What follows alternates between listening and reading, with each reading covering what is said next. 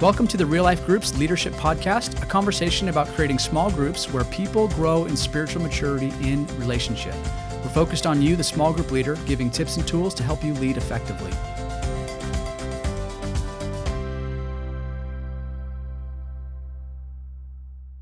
Well, I want to welcome you back, group leaders. We're so excited for today's conversation. And today we have some guests from the faraway land of Hayden, our Hayden Campus. We got Wayne Burnham, Groups Pastor. Welcome. Good to have you. Good to have you.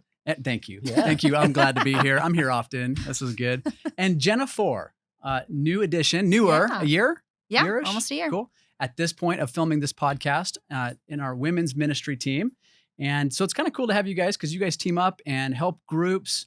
And so it's going to be neat to hear some stories from Hayden. And just the part of this resource for all of our church is that we want to bring in different teams from our campuses and get kind of that broader expertise that we have in our church community, all of our campuses. It's just really neat to see the teamwork that we have together. And today's discussion for you group leaders, I'm sure you're going to resonate with, is how to lead an impactful discussion. And we're calling it the building blocks of an impactful discussion.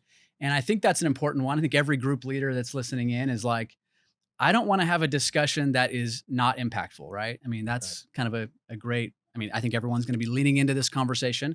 But before we jump into some specifics, which I'm looking forward to, I thought it would be fun to hear from you guys at non-impactful discussions that you've been a part of, maybe not just from the church, other environments, which for some context would be good for people to know your guys' background, your work background before starting at Real Life. Yeah, so I was in restaurant and hospitality management. Ooh. Yeah, exciting days. That is exciting. So still working with people, but just for a different kingdom.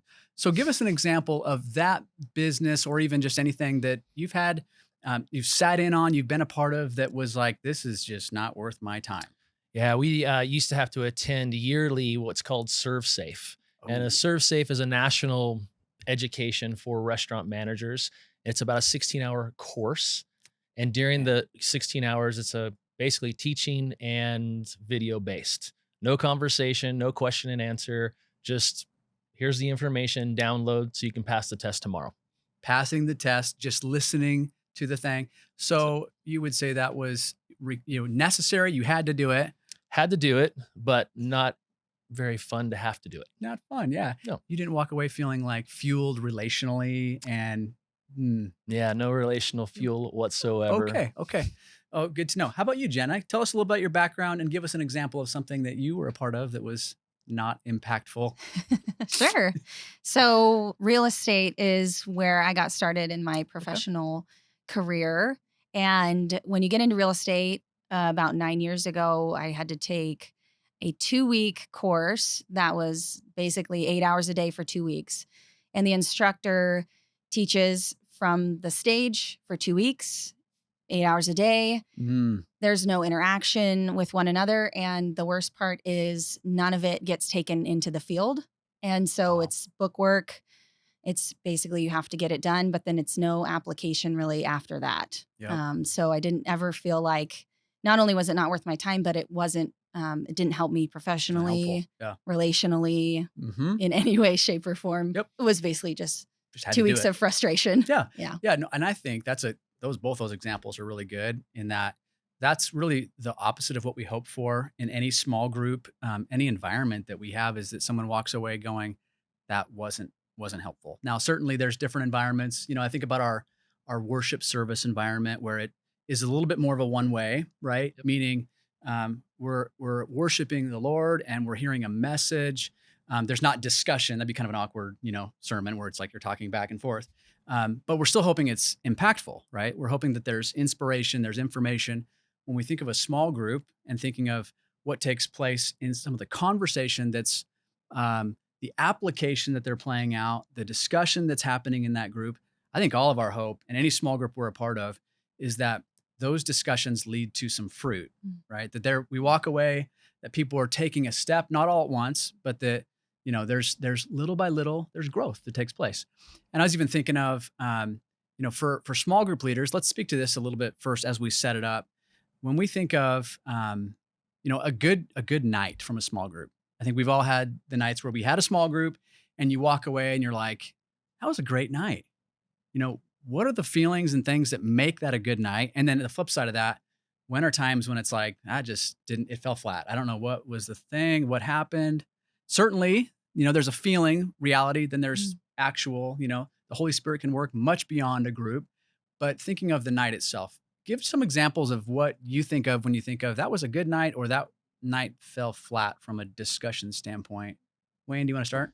Yeah, I think one thing that just kind of jumped in my head is the fact that everyone participates. Yeah. It's not just the leader kind of going through the motions and making sure that the group happens, but it's actually there's contribution all around. It's great. And there's an opportunity for us to get to know each Yep. other, an opportunity to get to understand what God's doing in each other's lives, and an opportunity to see what those next steps could be. And then what I love is we get a chance to actually see that play out because as we meet throughout the week, the next week, or at church, kind of re-upping that conversation. Hey, how did that turn out? Were you able to take that step this week? What was that like with that conversation with your boss, with your employee? And I think that's for me when I walk away from a group where I feel like everybody's participated, everybody was heard. Obviously, the Holy Spirit has a huge part to play in that. But I feel like as everybody has an opportunity to be a part of that discussion, an opportunity to be challenged to grow, and then have an opportunity to actually apply what they've learned, to me, I look at that as a good group. That's great, Wayne. I love that. I love the piece you're saying is just like the opposite of the examples that both of you shared. Mm. When it's simply a one way, you know what, we're just trying to get through it. We just have to do this, and a small group can get there too. But you're saying when everyone participates and plays a part, that's one level, one component, one building block to an impactful discussion. Yep. I love that. Yep. Jenna, thoughts? Yeah.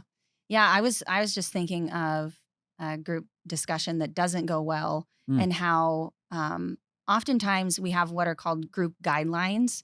And that's to create a safe environment, Yep. an environment for a good conversation. Mm. And when the group guidelines kind of go out the window for the entirety of the group, it doesn't make for a good night Yep. often. When there's not confidentiality, when Wow. there's oversharing, when people aren't using I statements, they're saying things like you or the church or that community or whatever it may be. That makes it hard to be really intimate and true and go deeper with one another. Yeah. And so I think when those guidelines get kind of tossed aside are the nights that aren't good nights, and Yeah. we don't walk away feeling like there's any growth. We really walk away with that fell flat, and what can we do next week to make that better? That's really good. So I hear kind of two parts. Wayne, you brought up we want everyone to be engaged in the conversation. Mhm. The flip side is there are some nuances to that is in the group guidelines, which is if everyone talks and everyone talks the whole time, or if one person talks way more and someone doesn't talk, or there's a lot of we'll call it divisiveness, if Mhm. there's bringing in gossip, there's all these things that can really disrupt a group. So it isn't just discussion and just that everyone talks. There are actually some maybe guardrails would be a word. Yeah. Like we want to kind of operate within this. This is a safe group. These are things that make a great discussion, helping them kind of have those right lanes. That's great. That's super helpful. So let's go a little deeper in that. Talking about good conversation. What makes when you think of a discussion, a conversation, especially in the aspect of a small group, what are some of the things that kind of affect and make that good? Go a little deeper with us. Yeah, I would say just from a group leading standpoint is there's got to be intentionality. We have group templates for a reason. And part of that is so that we're preparing for the conversation that's going to be happening. So we can actually facilitate a discussion that's going to be beneficial.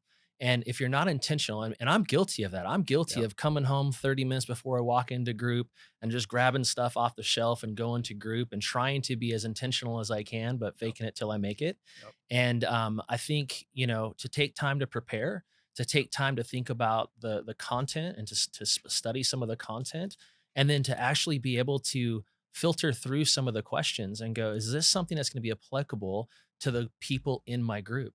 And the only way I'm going to know who the people in our group are is if I'm curious. Yeah. I got to know who they are. I got to know where they are and what they need. Mhm. And so part of that responsibility and part of that intentionality goes beyond just the content, the questions, but it has to become the curiosity of who they are, what God is doing in their life, and how do I actively engage them in conversation on those nights. That's really good.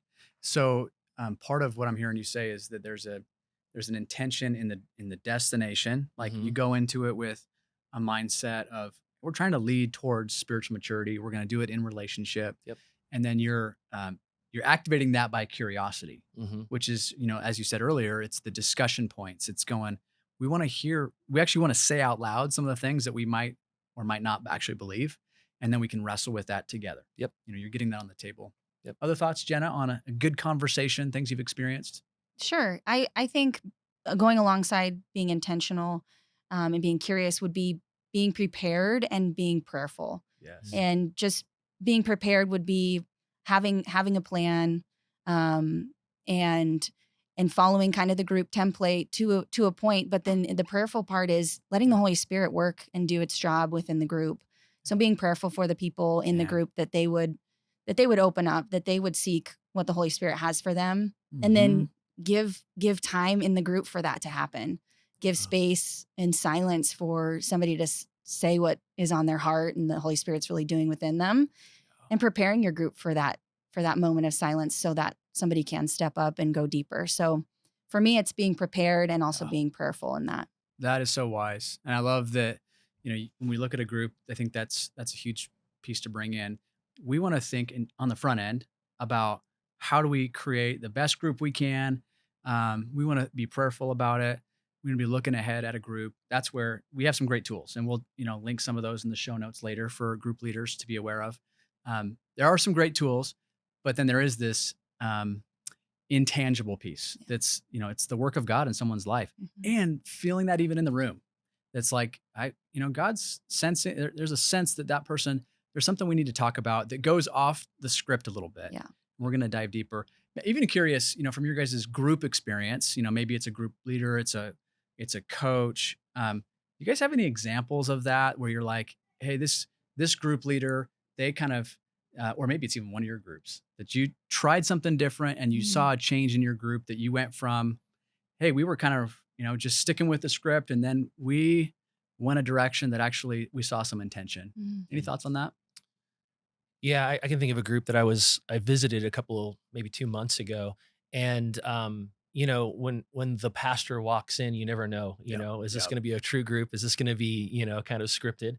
And the group leader was very upfront with me on the way in. He's like, "Man, I haven't done a good job preparing tonight," and I'm like, "Okay, well, let's see how things go, Yep. right?" And in the course of that, there was one couple who had constantly over the last few weeks had been just discussing the fact that they feel like they can't move forward with God because of the place they're in, and it Mm. happened to be in an area of finances. Yep. And they wanted to participate, they wanted to be generous, they want to be able to tithe, but they just felt that they couldn't, and they were sharing kind of part of that conversation. And so that's the direction the conversation went, and it was Yep. interesting to me to see how many other people in the group had Mhm. experienced the same thing, Yep. right? And it had nothing to do with where we were at in our sermon series. It had Wow. nothing to do with the Yeah. curriculum. It just had to do with the leading of the Holy Spirit. Mhm. And what I loved was when I talked to the leader afterwards, I said, "Man, you know what? You said you weren't prepared, but here's what I love. Mhm. You knew where they were. Yep. And when the conversation came, you had an opportunity to speak to that." Yep. And then it just ignited the whole group. And so there were people sharing like, "Hey, when we were experiencing this, we understand how you feel. And we had to step out in faith, and we did these things, and we changed." And it wasn't from a fixing or rescuing Yeah. standpoint. It was literally just walking alongside of this couple in their journey of wanting to be obedient to something that God has asked them to do, but fearful and not knowing how to actually take the steps to do it. Yep. And so I just thought, what a win for that night. Mhm. And again, it was nothing about the sermon. It was nothing about the curriculum that they were a part Yeah. of. It literally was just listening to where somebody was. And I think that goes back to that curiosity piece, Yeah. understanding where your people are, so that sometimes, Hmm. you know what, you may not get to the group questions. Yep. There may be something else the Holy Spirit is wanting Yep. to do that night. And you've got to be able to navigate that, use discernment and That's wisdom, really good. and be able to come alongside. And I celebrated that group. I Yep. celebrated the fact that they all came together Mm. and helped this Mhm. couple walk through a very trying time in their life. I love that. That's a Yeah. great example. One of the things that I was thinking about through your whole story and example is that they were seeking the Lord's work. Mhm. And that's, we go to the end of the day, that's what we're doing in small groups, is we're wanting to see people grow. Yep. And even, kind of where we started with your examples of non-impactful discussions, you guys got through content, right, Mhm. with some of these backgrounds. Yep. And I think that could be a temptation for a lot of our leaders is to go, well, I have these questions that, and let me say it for myself. I often will go, if I don't get through the questions, did I even succeed? Mm, And that's not the goal. no. They are a tool. The questions that we have that are for you, whether it's a sermon note, questions, from, the weekend that we're a part of, or if it's a separate discussion, that isn't the goal. It's spiritual maturity. Yeah. It's Right. helping people grow, and that's the discernment that's there. I was thinking one thing would be kind of fun to unpack, maybe dangerous, is so we've talked about some of these intentional building blocks. We've Mm. talked about intentionality, curiosity, prayer. Mhm. Those are just, maybe not what a group leader's expecting. Maybe they wanted kind of a system, but those are huge. I think those are amazing. What would be your guys' thoughts at something that could be a landmine, for a better word? Mhm. Something that would be like, this completely blows up a good discussion, whether it be from a group leader or be from someone in a group. What's something that just can absolutely disrupt a great, impactful discussion? Jenna, thoughts on that? Oh gosh. I think something that could really blow up a group is when there's a husband and wife, and one of the husband or the wife starts talking about the other Yep. and how they need to do this or they do that or Absolutely. Yep. and then the conversation gets critical. Mhm. And I think that's a tough spot for the leader to be in, but it's important that gets It's a great example. turned around, Mhm. because the group can feed off of that, and then it can become a Yep.